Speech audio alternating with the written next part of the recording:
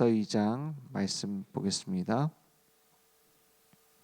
하나님 말씀 골로새서 2장 1절에서 10절 말씀.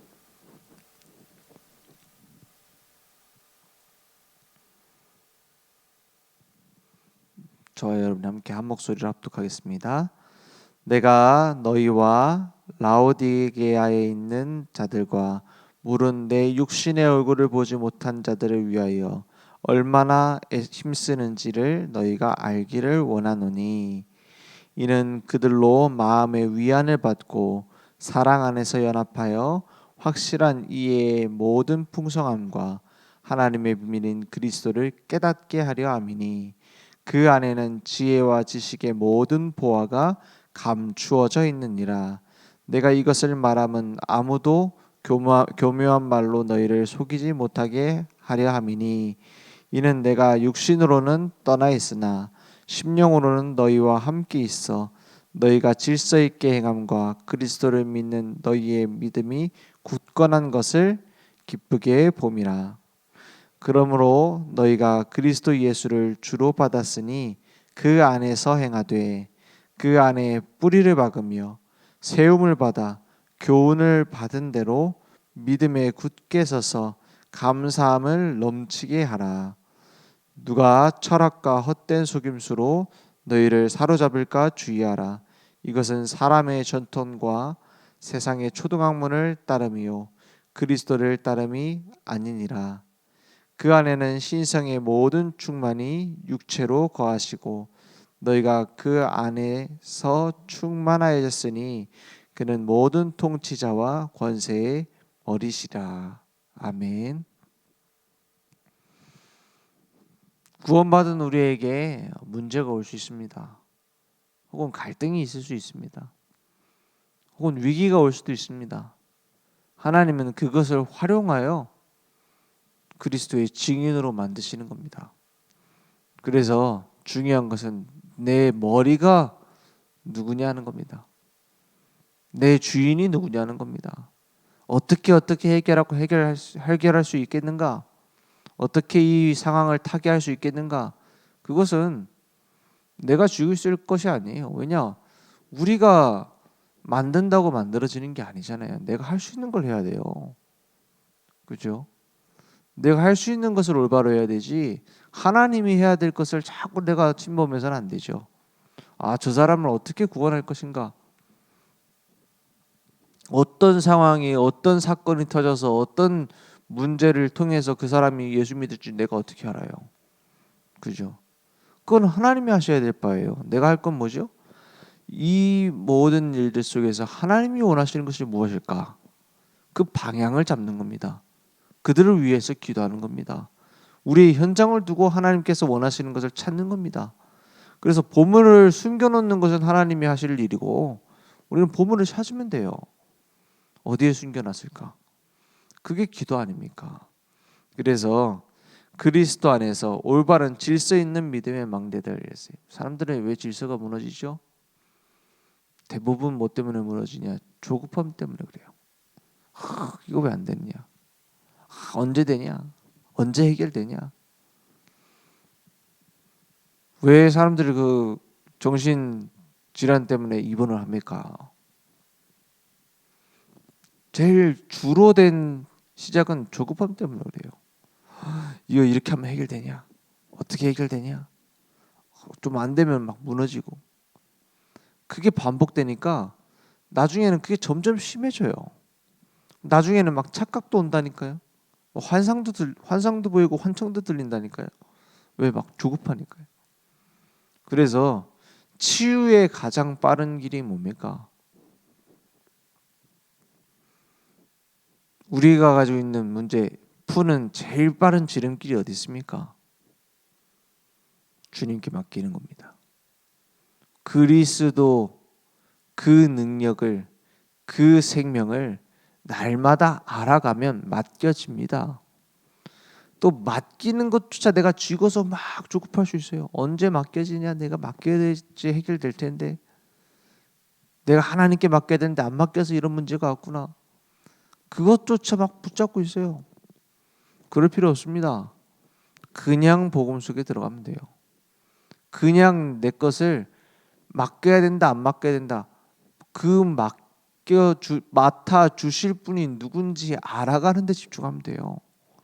그분과의 관계에 집중하면 돼요.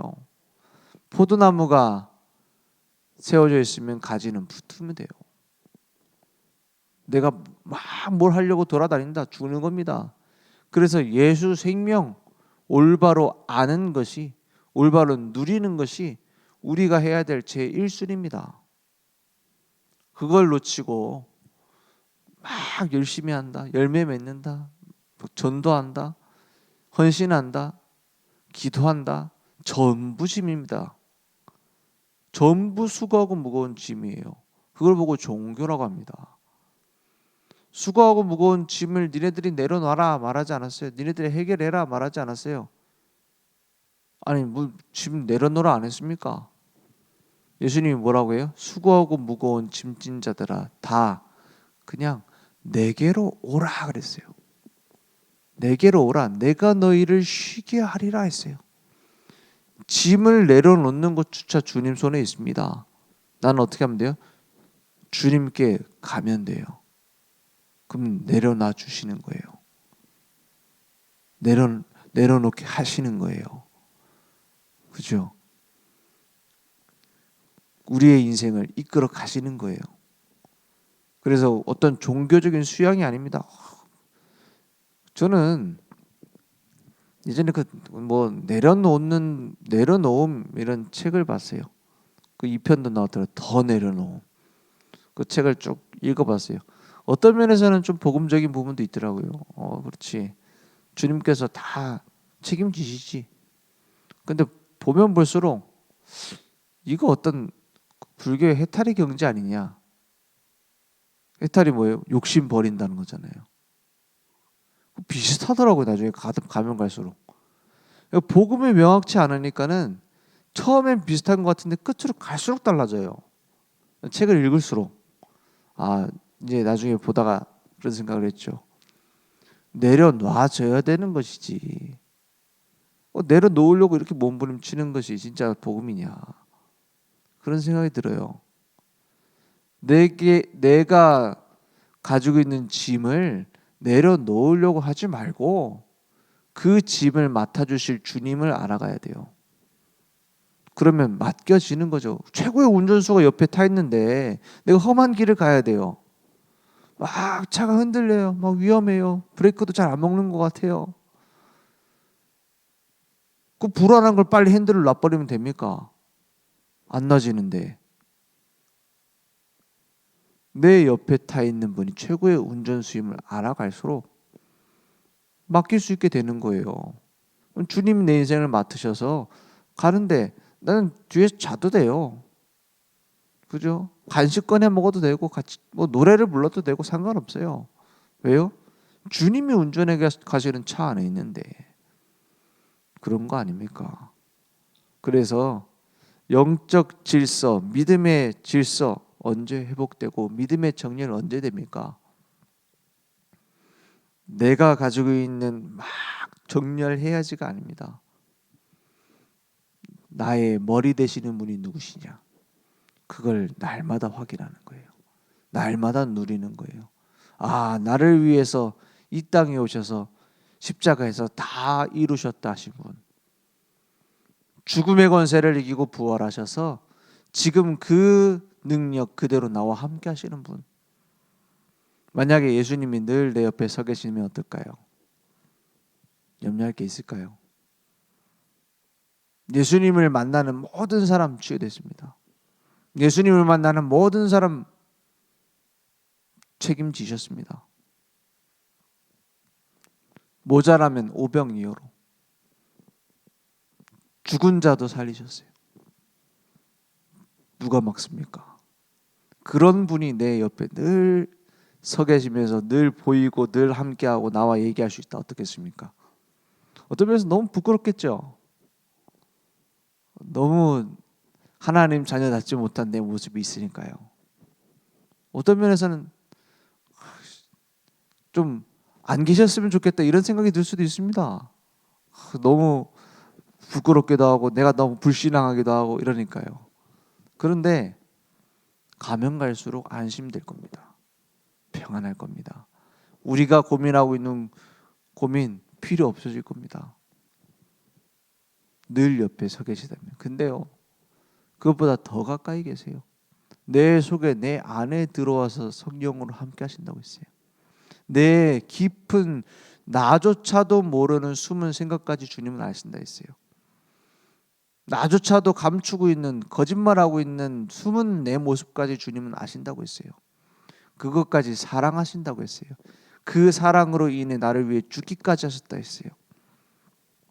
그러면 걱정할 필요 없잖아요. 그러면 염려할 필요 없잖아요. 그러면 맡겨지잖아요. 오늘 그러한 교제가 주님과 회복되길 바랍니다. 그래서 자꾸 내 소견을 따라서 사망의 길로 사람들은 달려가고 있습니다. 내가 갖고 있는 갖고 있는 생각 가지고요. 우리는 그걸 넘어서기 위해서 기도하는 겁니다.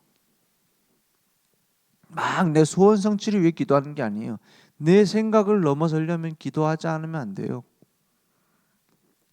하나님이 눈에 보인다면 기도할 필요 없습니다. 늘 옆에 서서 얘기할 수 있다면 보이지 않고 들리지 않기 때문에 기도하게 하시는 거예요.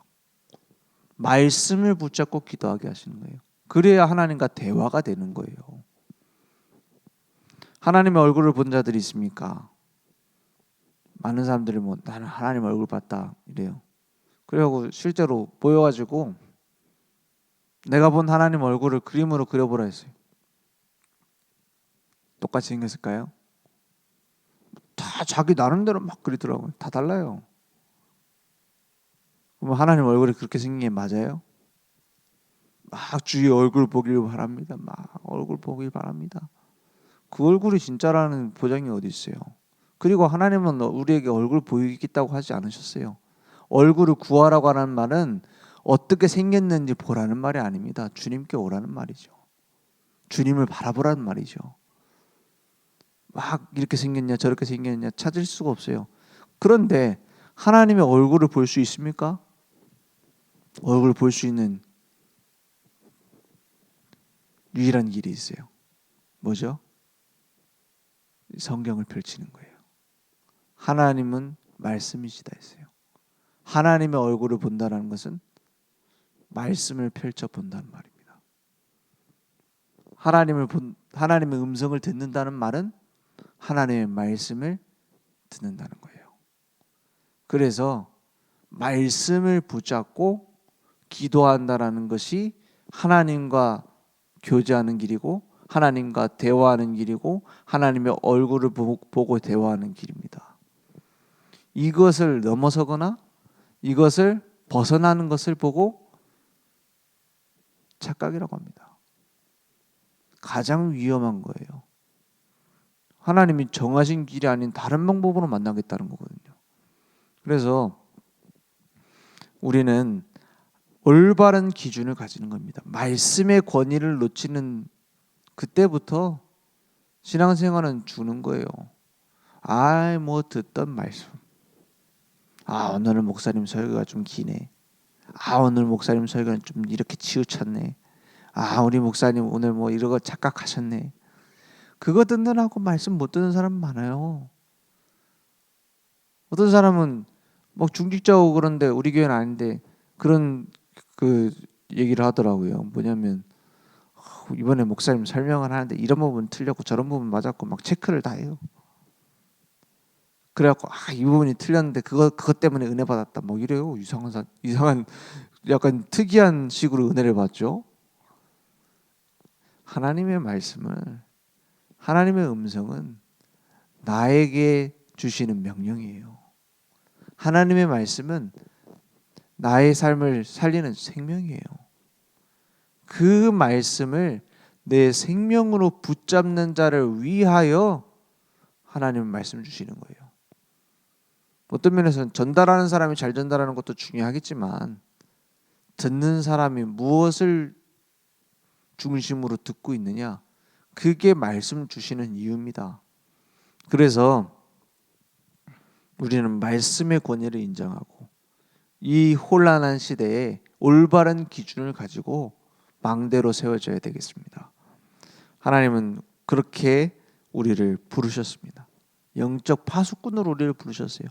그래서 침묵하면 안 돼요. 왜? 지금 불이 나가지고 다 죽게 생겼는데 불이 나네요 이러면서 나옵니까? 불이 나니까는 모두 조심하시고요. 막 지금 더 소리 지르고 난리 났는데 불이야 해야 되죠. 불났을 때는 암만 점잖은 사람이라도 불났을 때는 막 불이야 해야 됩니다.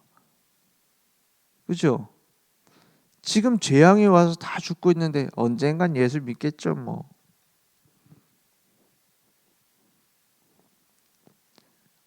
그러면 막 외치고 다니란 말입니까? 하나님께서 중요하게 보시는 것을 놓쳐서는 안 돼요. 하나님께서 소중하게 보시는 시간표를 놓치면 안 돼요. 오늘 하나님의 계획이 있습니까?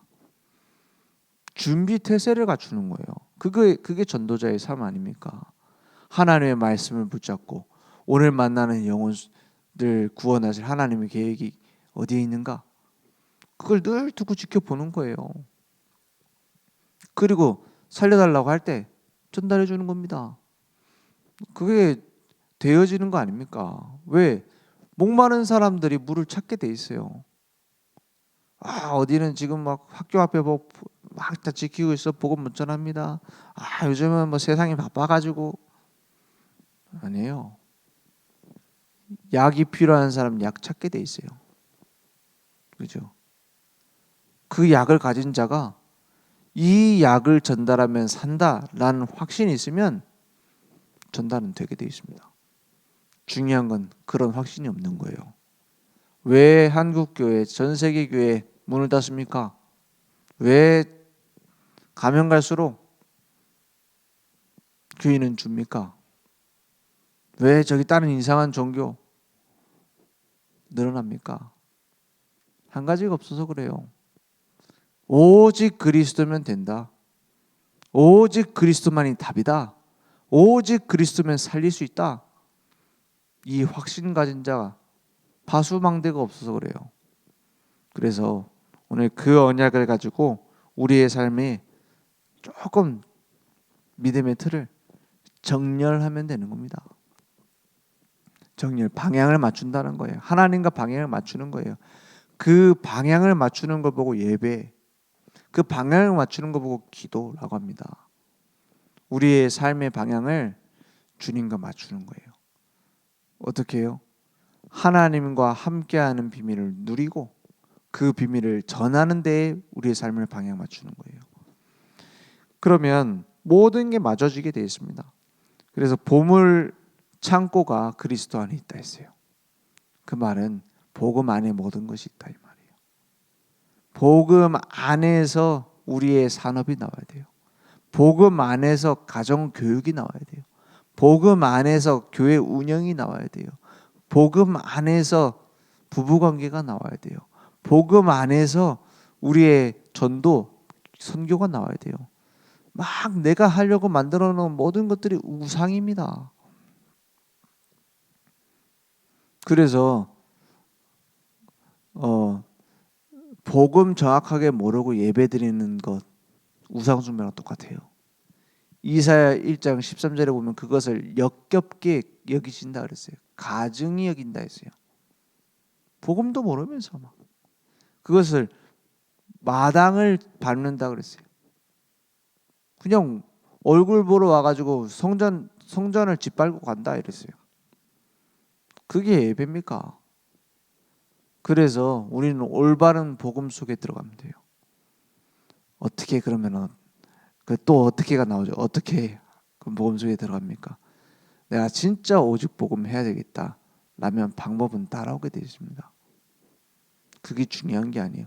하나님은 나를 알고 계세요. 하나님은 나를 언제나 살피고 계세요. 그런 나에게 완벽하게 준비하신 길을 보이실 겁니다. 그래서 우리의 영혼의 중심이 그리스도로 정립되는 겁니다. 날마다 영적인 힘을 가지고 영적인 믿음의 정렬이 되면 힘이 나와요. 세상 사람들하고 다른 힘이 나와요. 거기에서 사람들이 보고 따라오는 겁니다. 세상에 끌려가는 것이 아니라 세상을 따라오게 만드는 거예요. 내 힘이 아닌 하나님이 주시는 힘으로, 증인으로 세워질 줄 믿습니다. 오늘 그리스도 안에서 질서 있는 믿음의 망대로 우리를 세우셨어요. 중요한 것은 하나님과의 관계가 회복되면 모든 질서는 회복됩니다. 그 응답이 회복되어지면 가정의 질서도 회복되어집니다.